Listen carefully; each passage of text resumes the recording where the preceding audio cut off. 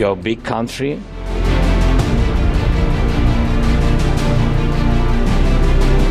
You have big influence. And you can stop Putin. Because I very much need your country.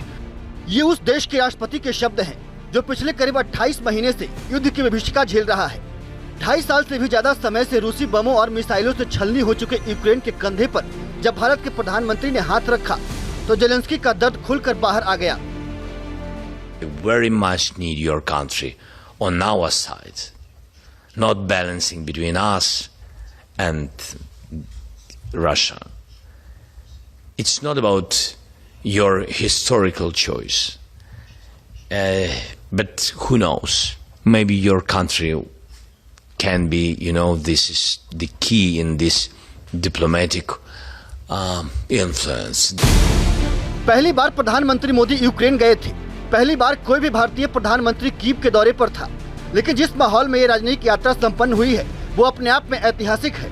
रूसी हमले की वजह से Ukraine की हवाई सीमा सेफ नहीं है। प्रधानमंत्री मोदी को इसके लिए ट्रेन का लंबा सफर करना पड़ा। पहली बार पीएम मोदी किसी देश की यात्रा पर ट्रेन से गए थे, लेकिन इस यात्रा के लिए भले ही पीएम मोदी को 10 घंटे का सफर तय करना पड़ा, लेकिन यूक्रेन इसके लिए पिछले 6 महीने से इंतजार कर रहा था, या यूँ कहें कि फरवरी 2022 से रूस के हमले के बाद से ही इस वक्त का इंतजार कर रहा था। पीएम मोदी का यूक्रेन जाना न सिर्फ जेलेंस्की के लिए बल्कि अमेरिका समेत नाटो के सभी देशों के लिए भी एक ऐतिहासिक लम्हा था।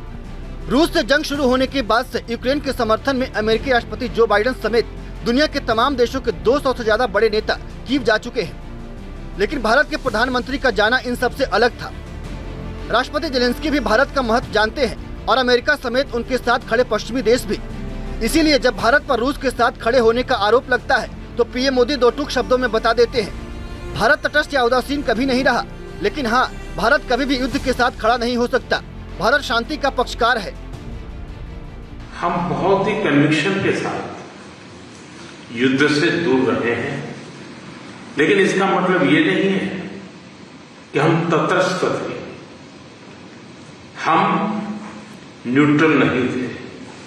हम पहले दिन से ही पक्षकार रहे हैं और हमारा पक्ष है शांति का।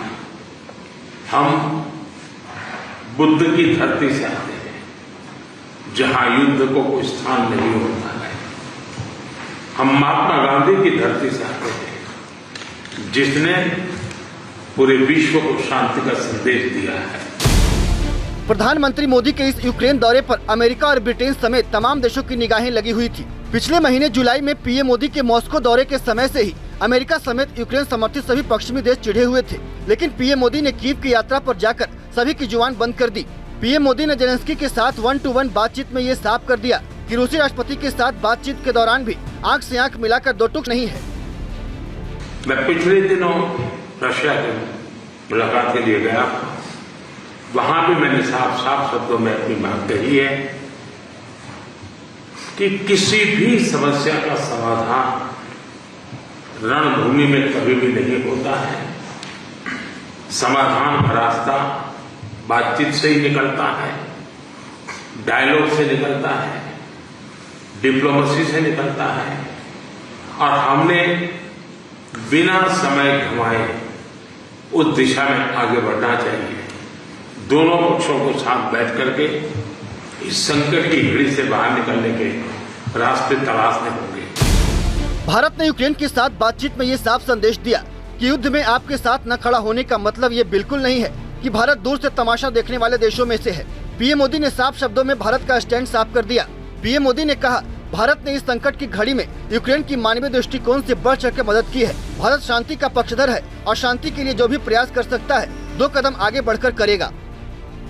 मैं आपको विश्वास दिलाना चाहता हूं कि शांति के हर प्रयास में भारत अपनी सक्रिय भूमिका निभाने के लिए तैयार है। व्यक्तिगत रूप से मैं भी अगर इसमें कोई योगदान कर सकता हूं तो मैं जरूर करना चाहूंगा। एक मित्र के रूप में मैं आपको विश्वास दिलाता हूं। रूस के साथ रिश्तों को लेकर भारत की मंशा पर सवाल उठाने वालों को पीएम मोदी के जेलेंस्की के साथ की ये तस्वीरें एक बड़ा जवाब है।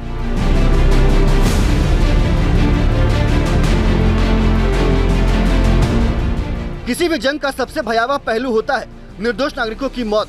उसमें भी मासूम बच्चों की मौत दिल को चीर कर रख देती है।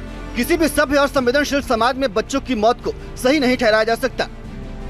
जेलेंस्की के कंधे पर पीएम मोदी का हाथ इस बात का प्रतीक है कि भारत यूक्रेन के साथ खड़ा है और शांति की दिशा में आगे बढ़ने का प्रयास कर रहा है। इसीलिए जब ब्रिटिश मीडिया पीएम मोदी के हाव भाव पर सवाल उठाता है, पुतिन के साथ गर्मजोशी को लेकर सवाल करता है, तो विदेश मंत्री एस जयशंकर अपने जवाब से पश्चिमी मीडिया की जुबान बंद कर देते हैं। In our part of the world, when people meet people, they are given to embracing each other. It may not be part of your culture, but I assure you it's part of ours. So, in fact, today I think I saw the Prime Minister also embrace President Zelensky, and I've seen him do it with a number of other leaders in a number of other places. Bharat ने साफ साफ शब्दों में Ukraine की धरती से दुनिया को ये संदेश दे दिया कि भारत के लिए किसी भी देश की संप्रभुता और सम्मान सर्वोपरि है। पीएम मोदी ने एक बार फिर दुनिया के सामने भारत का स्टैंड साफ कर दिया। पीएम मोदी ने पुतिन से भी बातचीत की टेबल पर आमने सामने बैठकर मुद्दे को सुलझाने की बात कही थी।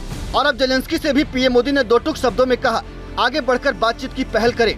कीव दौरे से पीएम मोदी ने दुनिया को ये संदेश दिया कि भारत न तो रूस की तरफ झुका हुआ है और न ही यूक्रेन की तरफ। भारत उसी रास्ते पर चलता है जो उसके लिए, उसके लोगों के लिए और दुनिया के लिए बेहतर होता है।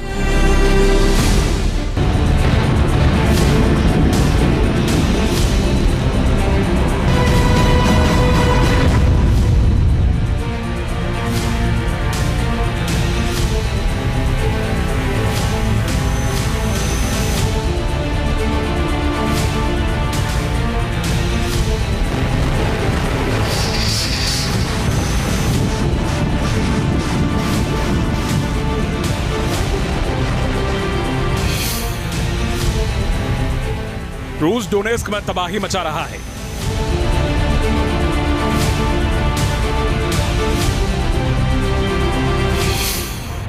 तो यूक्रेन की सेना कुर्स्क में भीषण प्रहार कर रही है।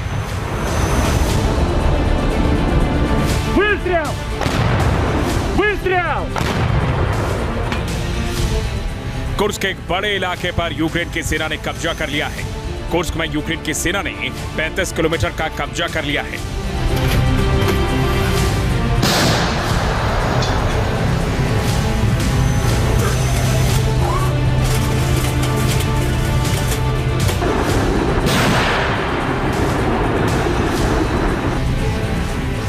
दोनों देशों के बीच विध्वंसक जंग चल रही है, लेकिन इस बीच पीएम मोदी वॉर जोन में पहुंचे। पोलैंड से ट्रेन के जरिए यूक्रेन की राजधानी कीव में उतरे। यूक्रेन के दौरे पर जाने वाले पीएम मोदी पहले भारतीय प्रधानमंत्री हैं। 1991 में सोवियत संघ के टूटने के बाद यूक्रेन की स्थापना हुई थी। तब से लेकर आज तक कोई भी भारतीय प्रधानमंत्री यूक्रेन नहीं पहुंचा था। लेकिन पीएम मोदी का कीव दौरा इसलिए और भी अहम है क्योंकि पीएम ने यह दौरा ऐसे वक्त में किया है जब रूस और यूक्रेन 2.5 साल से जंग में है। साथ ही इस वक्त तो दोनों देशों में हालात और भी विध्वंसक है। ऐसे वक्त में पीएम मोदी के कीव दौरे पर पूरी दुनिया की नजरें टिकी हैं, क्योंकि 24 फरवरी 2022 के बाद से यूक्रेन के दौरे पर केवल नाटो देशों के मुखिया ही पहुंचे हैं।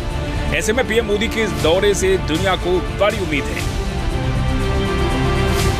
यूक्रेन की लड़ाई जिसको 32 महीने हो गए हैं, भारत शुरू से ही न्यूट्रल पोजीशन इख्तियार किए हुए है।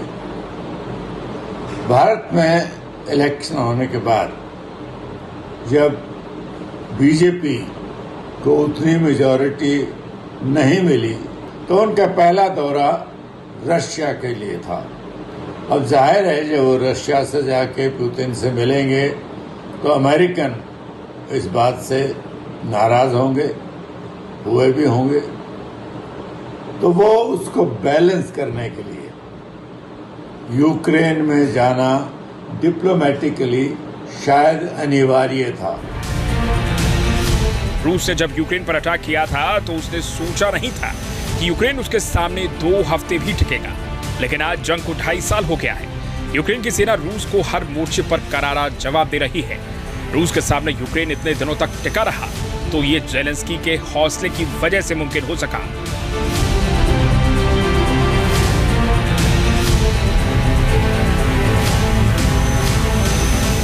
रूस की सेना जब यूक्रेन के शहरों पर कब्जा कर रही थी यूक्रेन की सेना पर प्रहार कर रही थी, तब ज़ेलेंस्की सेना का हर मोर्चे पर हौसला बढ़ा रहे थे, जिससे सैनिकों का मोरल डाउन न हो सके। रूस के हर चैलेंज को करारा जवाब दिया जाए। अगर सैन्य और हथियारों की ताकत की बात करें तो रूस के सामने यूक्रेन कहीं नहीं ठहरता। लेकिन जंग केवल हथियारों से नहीं जीती जाती, बल्कि इसके लिए कड़े और बड़े फैसले लेने पड़ते हैं, और ये फैसला एक लीडर ही लेता है। जंग जैसे हालात में यूक्रेन का ये लीडर डरा नहीं, सहमा नहीं, और न ही पुतिन और उसकी सेना के सामने हार मानी। रूस ने कई बार परमाणु धमकी भी दी, लेकिन यूक्रेन डिगा नहीं। और आज हालत यह है कि यूक्रेन की सेना रूस में घुस चुकी है। पुतिन खुद भी यूक्रेन की इस ताकत को समझ नहीं पा रहे हैं। लेकिन एक बात तो क्लियर है, रूस के सामने यूक्रेन इतने दिनों तक टिका रहा तो उसके पीछे सबसे बड़ी शक्ति है अमेरिका।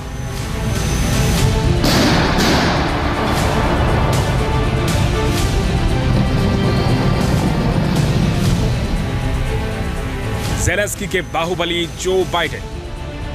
रूस ने जब यूक्रेन पर अटैक किया तो पूरी दुनिया यही सोच रही थी, यूक्रेन बर्बाद हो जाएगा, रूस तबाही मचा देगा, और हुआ भी वैसा ही। रूस की सेना ने तबाही मचा दी। लेकिन यूक्रेन के साथ एक बात अच्छी हुई है कि अमेरिका उसके साथ डटकर खड़ा हुआ। बाइडेन ने यूक्रेन की मदद की।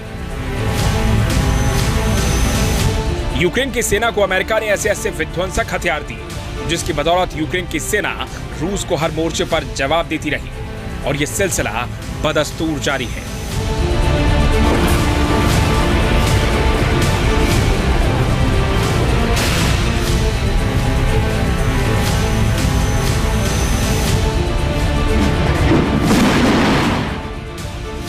अमेरिका ने यूक्रेन को पैट्रियट मिसाइल डिफेंस सिस्टम दिया, M142 हिमास रॉकेट सिस्टम दिया, MGM-140 ATACMS दिया, अब्राम टैंक दिया, जेवलिन एंटी टैंक मिसाइल और स्टिंगर एंटी एयरक्राफ्ट मिसाइल दी। अमेरिका के ये वो हथियार हैं जिनकी बदौलत अमेरिका रूस की सेना पर विध्वंसक हमला कर रही है। लेकिन अभी हाल में यूक्रेन की सेना को F-16 लड़ाकू विमान मिला है। अमेरिका का यह आसमानी योद्धा युद्ध में हारी हुई बाजी पलटने में माहिर है। यूक्रेन को जब से F-16 लड़ाकू विमान मिला है, तब से ज़ेलेंस्की के तेवर काफी सख्त हैं और रूस की परेशानी बढ़ गई है।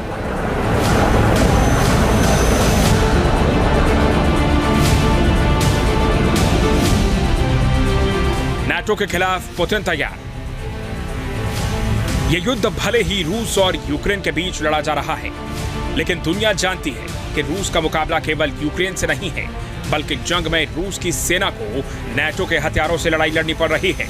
नाटो के देश खुलकर यूक्रेन की मदद कर रहे हैं। रूस की ओर से दावा तो यहां तक किया जा रहा है कि जंग में नाटो के सैनिक भी लड़ रहे हैं, लेकिन रूस के सैनिक एक हिसाब से जंग नाटो के खिलाफ ही लड़ रहे हैं। नाटो के हथियारों को धूल चटा रहे हैं। नाटो के देश भले ही यूक्रेन की मदद कर रहे हैं, लेकिन रूस की सेना ने यूक्रेन के डोनेस्क, लुहांस्क, जपोरिजिया और खार्किव इलाकों पर कब्जा कर लिया है। जंग में रूस को काफी नुकसान भी हुआ है। एक वक्त ऐसा भी था जंग की वजह से पुतिन का काफी विरोध हो रहा था। रूस पर कई तरह के प्रतिबंध भी लगे हुए हैं। बावजूद इसके पुतिन के कद में कोई फर्क नहीं पड़ा। पुतिन रूस के 5वीं बार राष्ट्रपति बने और पुतिन के बारे में कहा जाता है कि जो वो ठान लेते हैं वो करके दिखाते हैं। यूक्रेन और नाटो भले ही कुर्स्क में यूक्रेन की जीत का जश्न मना रहे हैं, लेकिन सवाल है कि क्या पुतिन बाजी पलटेंगे।